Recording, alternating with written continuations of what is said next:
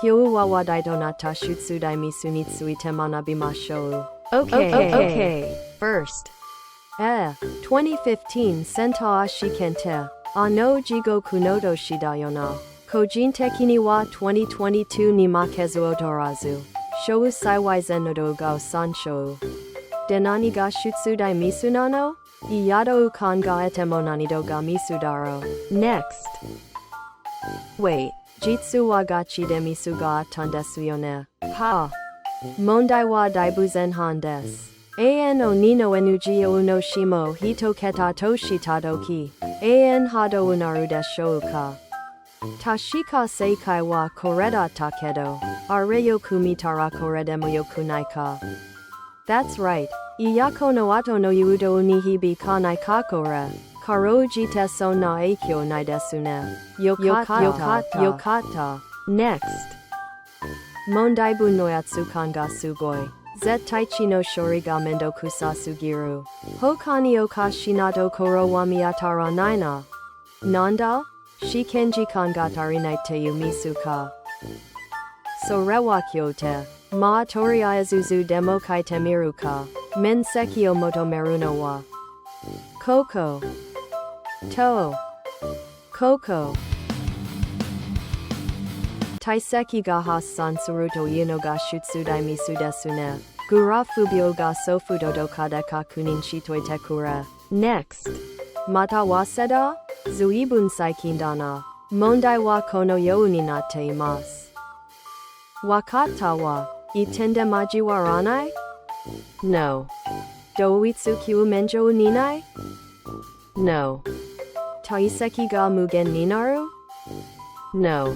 容疑者が多すぎるだろう。となるとあとはNext. 方法数列の問題。何回パン粉ぐらいなら求められそうなものだが、まあちょっと数列を観察してみるか。A1 を代入してみると。Infinity。ちなみにこの後大学側から訂正が入りました。さすがにね。よかったわ。訂正後の問題文はこちらです。ふむ3個完全化式になると。2個埋め与えられてませんけど。Next.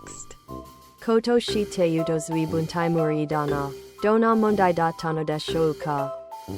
こうしての数を数えていきます。この条件を満たすこうしての数を n とするとき、2n 足す1と2n を求めましょう。多分括弧1で具体的に英語とか求めるんだろうな。規則性を見つけて全化式にする感じね。ということはこの後に何かあったわけだ。That's right. 問題の問題はこちらです。A と A2n はさっきも止めていて、こうなってる。なんか求められそうじゃね？無限級数が求められないことなんてあんの？あるんだ。いやルート17が出てくるのは何が起こったんだすぎる。正直あれと同じ匂いを感じるんだが。Wait, 解けない前提で語るのは良くないな。